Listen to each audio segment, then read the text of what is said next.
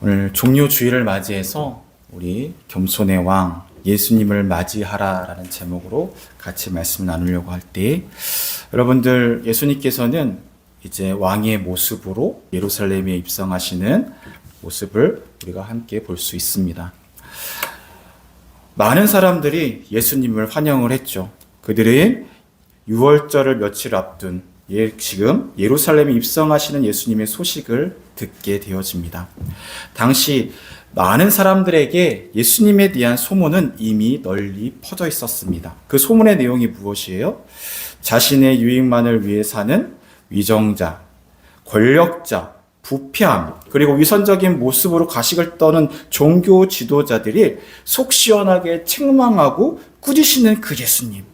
뿐만 아니라 약하고 병든 자를 치료하시고 도우시고 귀신을 쫓는 기적, 그리고 배고픈 자를 먹이시고 상한 자를 위로하시는 그 예수님에 대한 그 많은 소문들을 듣고 많은 사람들이 예수님을 기다리고 있었다라는 것이죠. 그 예수님께서 예루살렘에 오고 계십니다. 특별히 이제 곧 며칠만 있으면 유월절이 다가오게 되어지죠. 유월절 여러분 잘 아시피 유대에게 정말 중요한 절기입니다. 유월절은 하나님께서 과거 이집트 노예 생활 가운데 고통받고 있는 이스라엘 백성들을 해방시키시고 구원하시기를 그것들을 기념하는 명절이기 때문인 것이죠. 때문에 이 유월절이 되면요, 유대인들은 예루살렘에 있는 성전으로 모여서 함께 예배를 드리고 하나님 앞에 감사로 이 절기를 거룩히 지킨다라고 하고 있습니다.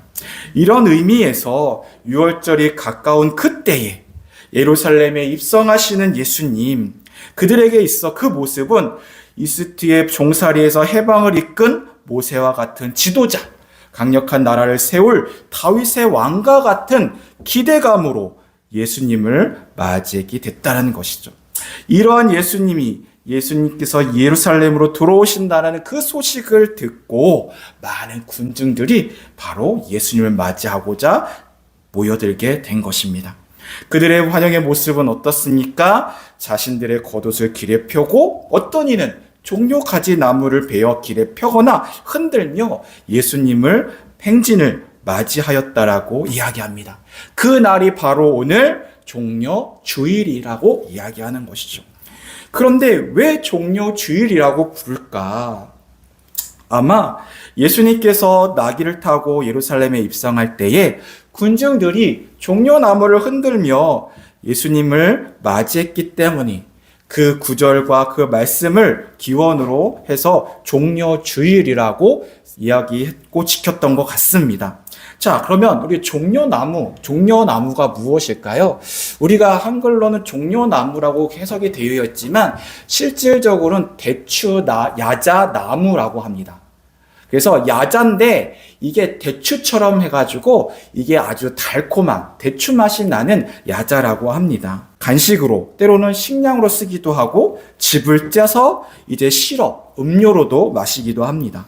그리고 목재가 간단하기 때문에 울타리, 그리고 바구니, 그릇들을 쓰인다라고 이야기를 해요. 잎은 또 아주 넓잖아요. 그러니까 지붕을 덮을 때 쓰임을 받는다라고 합니다. 여러모로 참 쓰임이 많은 나무인 것 같아요. 그런데 이 종려나무에게 어떤 의미가 있느냐 했었을 때 승리와 영광을 나타낸다라고 합니다. 나이가 들어서 이제 힘을 다해서 죽은 것처럼 보이는데 그 가운데 다시 새순이 돋는데요. 그래서 다시금 열매를 맺게 되어지는데 이 모습을 보고 죽음을 이기고 다시 사는 나무, 그래서 죽음을 이기는 승리, 그리고 잎을 보면요 이렇게 위로 쫙쫙 뻗었잖아요. 이게 승리의 왕관을 나타낸다. 그래서 승리와 영광을 나타내기도 하고요. 여러분들 구약의 성경에 보면은 이스라엘 백성들이 광야 가운데 나왔을 때 이제 목이 마르게 되잖아요. 그죠? 그때 한 우물을 발견하게 됩니다. 그 우물을 퍼마셨는데 이 물이 썩은 물이에요. 물이 써서 마라라고 이름을 지었는데 주님께서 그 물을 생명수로 변화시키시고 그리고 조금 더 나아가서 엘림이란 곳으로 인도해 주십니다.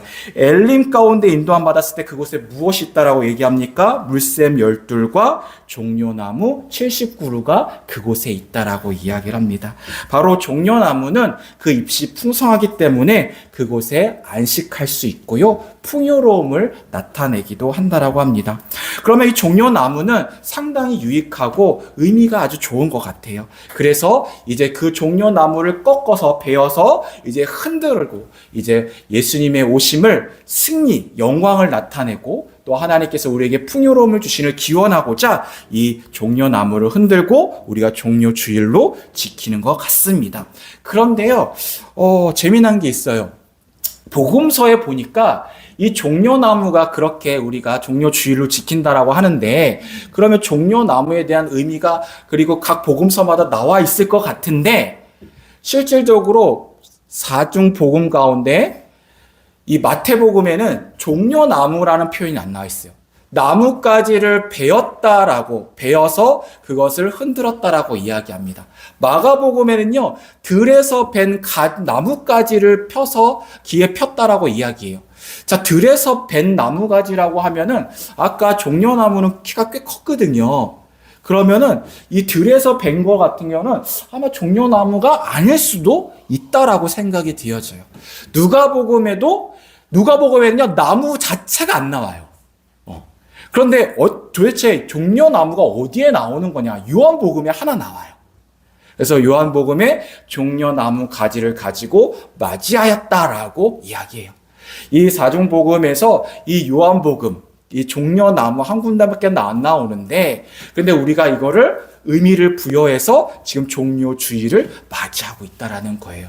그러면 사람들이 이 종려주일의 의미에 대해서 잘 분명하지 않잖아요? 예수님께서 부활하시기 그 예루살렘에 입성하는 그날 왜 종려주일이라고 이야기할까? 저는 솔직히 이 종려주일이라는 이 말이 별로 마음에 안 들어요. 아까 얘기했던 것처럼 사중복음에서는 종려나무에 대한 표현이 한 번밖에 나와 있지 않다라는 거예요. 그렇죠? 그렇다면 이 예루살렘 입성하는 이 날이 어떤 날로 기념돼야 되는 것이 맞을까라고 이야기했었을 때 바로 왕이신 예수 그리스도께서 예루살렘에 입성하신 날, 왕의 입성의 날이라고 우리가 그 의미를 더욱더 분명하게 지을 수 있어야 된다는 것이죠. 그래서 우리가 보통 종려주일을 하면 사람들이 헷갈려해요. 그래서 저는 이것들을 종려가지를 흔드는 그 의미, 그것이 왜 흔들어요? 왕이신 예수님께서 예루살렘에 십자가의 죽음을 감당하시기 위해 오신 그 날이 바로 오늘 이 날이다라고 할 수 있다라는 것이죠. 바로 왕이신 예수 그리스도, 우리가 어떻게 예수님께서 왕으로 오셨는가, 우리가 그것의 의미를 살펴보고자 할 때 먼저는 무엇입니까? 나귀가 나오죠. 예수님께서 나귀 새끼를 타고 입성하십니다. 자, 하필 왜 나귀 새끼일까? 제가 여러분 기억나실지 모르겠지만 제가 2년 전에 제가 이 의미에 대해서 잠깐 이야기를 했습니다. 자, 왕이에요. 이제 사람들이 환호해요. 환호하는데 보통 우리가 이 왕의 행차를 보면은 백마를 타고, 그죠? 이렇게 멋지게 탁탁탁 이런 모습을 많이 생각을 한단 말이에요. 근데 나귀예요. 그것도 새끼예요. 이 발이 새끼이기 때문에 앉으면요, 발이 움직일 때마다 이렇게 달 수도 있어요. 얼마나 초라하고 볼품이 없어요. 그 나귀 새끼를 타고 탁탁탁 이러고 다니는 거예요. 그것이 왜 그러인가? 오늘 스가랴 9장 9절의 말씀을 근거로 하고 있다. 자, 저 말씀에 뭐라고 나와 있습니까? 보라, 내 왕이 내게 임하시니 그는 공의로우시며 구원을 베푸시며 겸손하여서 나귀를 타시나니 나귀의 작은 것 곧 나귀 새끼다라고 이야기하고 있습니다. 자, 너희가 누가 맞이하게 됩니까? 왕이 너희 가운데 임하게 될 것이다. 그분 어떤 분이십니까? 의로운 분이시고 또 우리에게 구원을 베푸시는 분이십니다. 그런데 그 나귀 새끼를 탄 이유에 대해서 분명히 얘기해요. 뭐라고 나와 있어요? 그는 겸손하여서 때문에. 이 하나님 나라의 왕과 우리 세상의 왕의 차이는 바로 저런 차이가 있는 거예요. 무엇입니까? 겸손하다라는 거예요. 예수님께서는요, 스스로 낮은 자리로 임하셨습니다. 그리고 잡히시기 전날 밤에 예수님께서 오늘 성만찬을 함께 나눌 터인데 그 성만찬을 나누시면서 그 가운데 서로 우리가 더 높은 자리, 더 귀한 자리, 내가 오른편에 설까 왼편에 설까, 하나님 왕이 되시, 예수님께서 왕이 되시면 내가 높은 자리에 앉아야지. 그렇게 서로 다투고 서로 그러고 있었을 때 예수님께서 어떻게 하셨습니까? 그들에게 허리를 수건을 두르시고 그들의 발을 씻기셨다라고 이야기하고 있어요. 그렇죠? 그러면서 뭐라고 말씀하십니까? 내가 너희를 이렇게 씻기신 것처럼, 내가 너희를 씻기는 것처럼 너희도 서로를 섬겨라라고 말씀하고 있습니다. 예수님께서 우리 가운데 죽음 가운데 예언의 말씀과 같이 하셨던 말씀, 나를 기념하라고 하셨던 그 예식 가운데 주님께서 그 발을 씻기시면서 너희도 서로 섬기라라고 말씀해 주셨다는 것이죠. 예수님 바로 어떤 분이십니까? 겸손한 분이십니다. 저것으로 인해서 예수님께서는 결국 사람들에게 비난을 당하게 되어져요. 그 부분들은 나중에 같이 나누도록 하겠습니다. 특별히 오늘 나귀를 이야기할 때 한 이름 모를 한 사람이 나옵니다. 여기서 정말 중요한 게 뭐냐면 예수님께서 맞은편에 가서 나귀 주인에게 나귀 새끼를 요청하라라고 이야기했었을 때 이렇게 주님 말씀하십니다. 만일 누가 무슨 말을 하거든 주가 쓰시겠다 하라. 그리하면 즉시 보내리라 라고 주님 말씀하세요.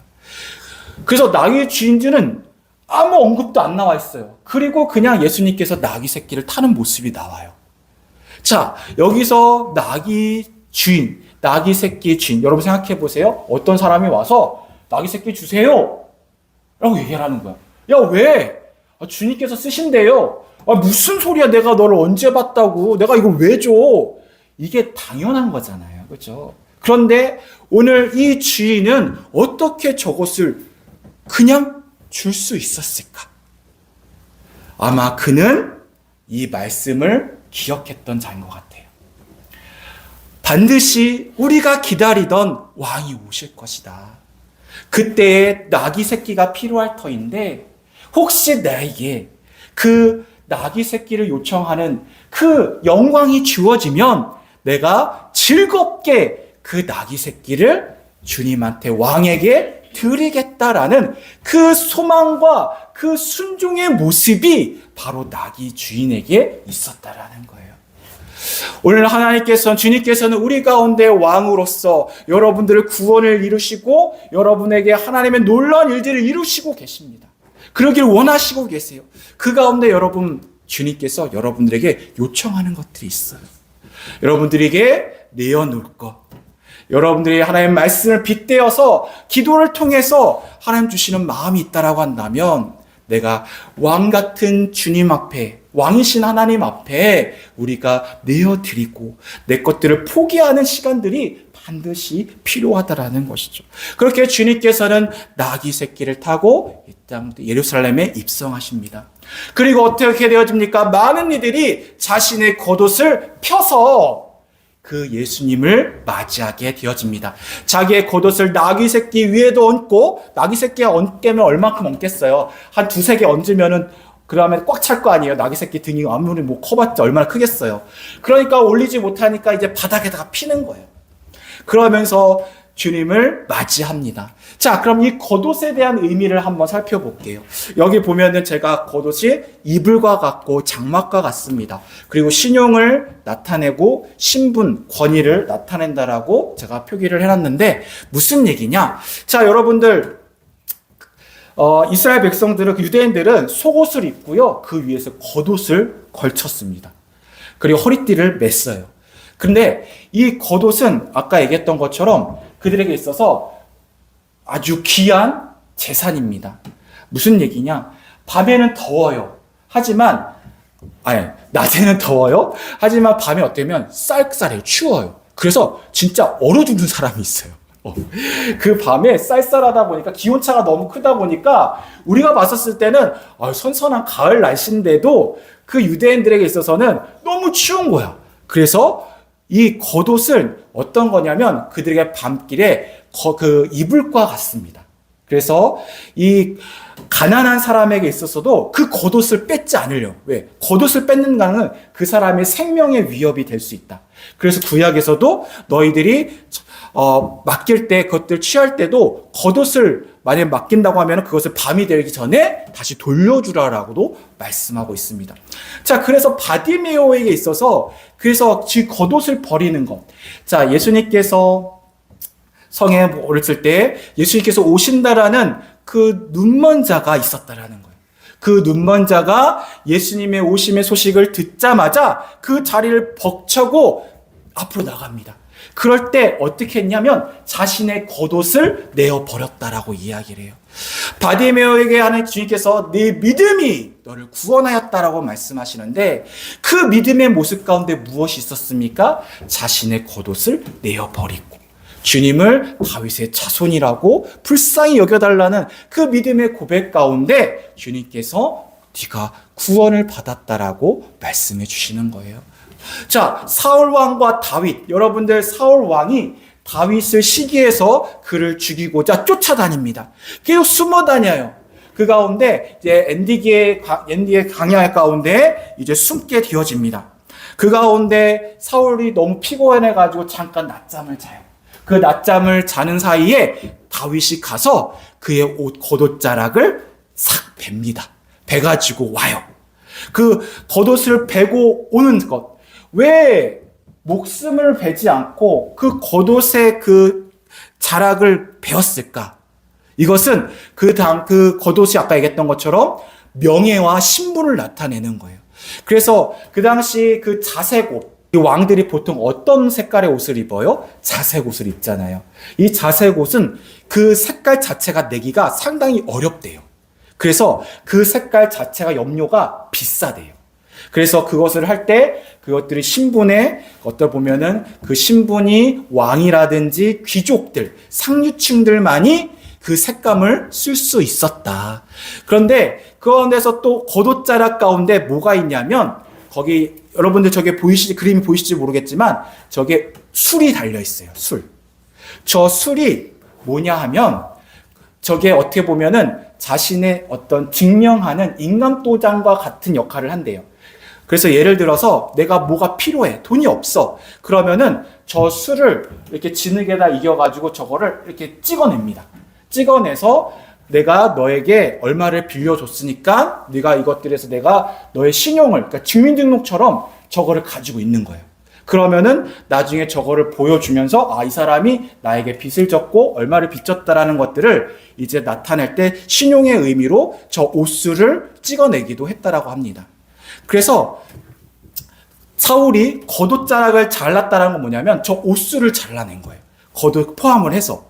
그러면서 다윗이 저것을 잘라내고 나서 어떻게 했냐면 마음에 죄책감을 느낍니다. 그래서 옷자락을 뱀으로 말미암아 다윗의 마음이 찔렸다라고 얘기를 해요. 아니 옷자락 자른 거 가지고 왜 마음이 찔려? 그런데 거기엔 그런 의미가 있다. 그에게 명예와 신분에 대한, 그 사람의 신분에 대한 것들이 의미가 포함되어 있다. 그래서 하나님께서 기름 부은 자를 치시는 거에 대해서 내가 마음이 찔려서 괴로워했음을 나타내었다라고 이야기합니다. 혈루증 여인 사건 아시죠? 그 혈루증 여인이 예수님이 지나갈 때 내가 주님의 옷이라도 만지면은 내가 나음을 얻겠다라는 그런 기대감을 가지고 그리고 살짝 뒤로 가서 그 옷가에 손을 댑니다. 그런데 저것도 옷가에 손을 댔다라는 것은 그 옷술에 손을 댔다는 걸 이야기를 한대요. 그래서 그 옷술은 아까 얘기했던 건 뭐예요? 명예와 신분을 나타내고 있는데, 자, 예수님께서 누가 나를 만졌느냐라고 했었을 때 그 여인이 두려워했다라고 얘기했잖아요. 왜? 그는 천한 여인이었고 또 병든 자였어요. 그런데 신분이 존귀하신 예수님의 그 몸을, 그것도 옷을, 명예를 건드렸다라는 거는 즉시 돌을 맞아도 내가 할 말이 없는 거예요. 그건 명예를 더럽힌 거거든요. 그럴 때 예수님께서 그 믿음을 보시고 나음에 대해서 말씀해 주셨다라고 이야기를 하는 거예요. 그래서 겉옷은 그러한 우리가 그냥 입는 정도가 아니라 그 사람의 신분과 명예와 그 사람의 삶의 어떤 생명을 담보로 하는 것이 바로 겉옷의 의미이다. 그 겉옷을 어떻게 씁니까? 그들이 주님 앞에 내어 폈다라고 이야기를 하는 거예요. 왜? 그분이 왕이시기 때문에. 왕 앞에 우리는 모든 것들, 나의 신분과 나의 권위와 나의 명예들을 내어놓을 수 있어야 된다. 왜? 그분이 왕이시기 때문인 것이죠. 그리고 그들은 이렇게 외칩니다. 호산나 다윗의 자손이여, 찬송하리로다 주의 이름으로 오시는 이여, 가장 높은 곳에 호산나 하더라 라고 이야기합니다. 이 주님 앞에 이렇게 환호를 치는 거예요. 호산나 다윗의 자손이여, 호산나 호산나 이렇게 외치는 거예요. 이 호산나 뜻이 뭐예요? 나를 구원하소서라는 뜻을 가지고 있습니다. 그리고 다윗의 자손이라는 표현이 뭐예요? 바로 구약 때부터 다윗 왕으로부터 메시아, 이스라엘 백성들을 구원할 메시아가 난다라는 그 믿음을 가지고 있었어요. 그래서 예수님께서 바로 이 다윗의 자손으로 메시아로 왕으로 오시는 분이시다. 그래서 누가복음 19장 38절에 찬송하리로다 주님의 이름으로 오시는 왕이요, 하늘에는 평화요, 가장 높은 곳은 영광이로다 라고 이야기합니다. 자, 어떻게 오십니까? 주의 이름으로 오시는 이여라고 이야기하고 있습니다. 예수님께서는 왕이신 주님의 이름으로 오시는 이라고 이야기해요. 주님의 이름에는 권능이 있습니다. 다윗이 주님의 여호와의 이름으로 나아가 싸웠을 때 승리하는 것을 우리가 보았지 않습니까? 그래서 하나님의 이름에는 능력이 있어요. 바로 그 능력의 이름으로 오시는 왕, 바로 우리를 구원하실 메시아임을 외치고 고백하고 있다라는 것이죠. 이렇게 그들은 예수님을 왕으로 초청하고 맞이하였습니다. 그런데 문제는 뭐예요? 그들은 이제 5일 정도 되는 거죠. 곧 예수님께서 잡히고 되어지고 심판 가운데서 이러고 있었을 때 그들은 어떻게 했습니까? 그 예수를 못 박으라라고 외치게 되어집니다. 그리고 그들에게서 예수님을 때리고 저주하는 일들이 있다라는 것이죠. 자, 마가복음 26장 68절에 이렇게 나와 있습니다. 예수의 얼굴에 침 뱉으며 주먹으로 치고 어떤 사람은 손바닥으로 때리며 이르되 그리스도야 우리에게 선지자 노릇을 하라, 너를 친 자가 누구냐 하더라 라고 하면서 계속해서 괴롭히고 조롱하고 그를 핍박했다라고 이야기를 합니다. 왜 이렇게까지 그들은 잔인해졌을까요? 왜 그럴까요? 그들은 예수님께서 어떤 예수님 한 왕이시기를 원하셨습니까? 자신들의 이 억울하고 이 핍박받고 그리고 속국의 가운데 있었던 이 어려움 안에서 우리를 구원하고 세상적인 풍요를 가져주고 권위를 가져줄 그 왕을 소망했던 거예요. 그 왕을 맞이했던 거예요. 하지만 그 삶의 예수님의 왕으로서의 모습은 어떻습니까? 계속해서 사람들에게 외면당하거나 또한 무기력하고 그리고 아무것도 할 수 없는 그 모습 안에서 그 마음에 너무나 큰 실망감이 오는 거예요. 절망하는 거예요. 그것이 더 나가서 어떻게 되어집니까? 분노가 일어나는 거예요. 내가 너에게 옷까지 펴서 줬는데, 내가 너를 소리 높여 외쳤는데 왜 네 모양은 이 모양 이 꼴이야? 네가 정말 내가 기다렸던 왕이야? 나는 속았어라고 하면서 예수님을 못 받고 조롱하라라고 외치게 되어지는 것이죠. 여러분들은 어떻습니까? 우리의 삶은 신앙은 어떻습니까? 우리가 하나님을, 예수님을 나의 왕으로 모십니다. 하지만 우리가 내 기대에 못 미쳤었을 때, 내 기도가 이루어지지 않고 내 바람의 반응과 그 가운데서 여전히 나는 실패와 낭만 가운데 있었을 때 우리는 예수님이 왕이신 예수님에 대해서 우리는 실망하거나 때로는 분노하거나 원망하지 않습니까?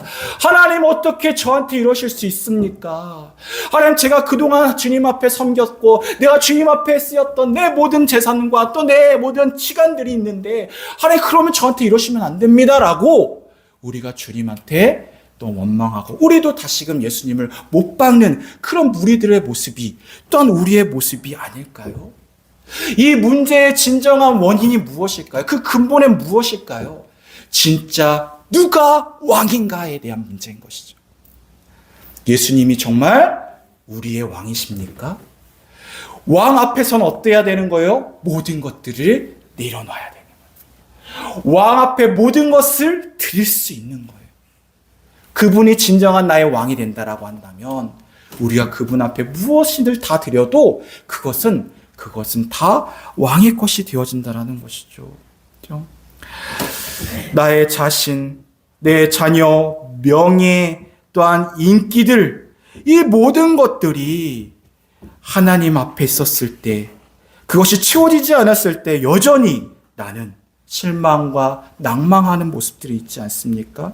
반대로 그 섬김에 낮아진 예수님이 나의 진정한 왕이 되어주시고 그 예수님의 십자가의 죽으심이 정말 나의 구원의 생명의 말씀과 능력이 되어진다고 한다면 지금 현재 나의 이 어려움과 나의 상황 가운데 있어서 내가 결코 낭망하거나 절망하거나 분노할 수 없다라는 것이죠.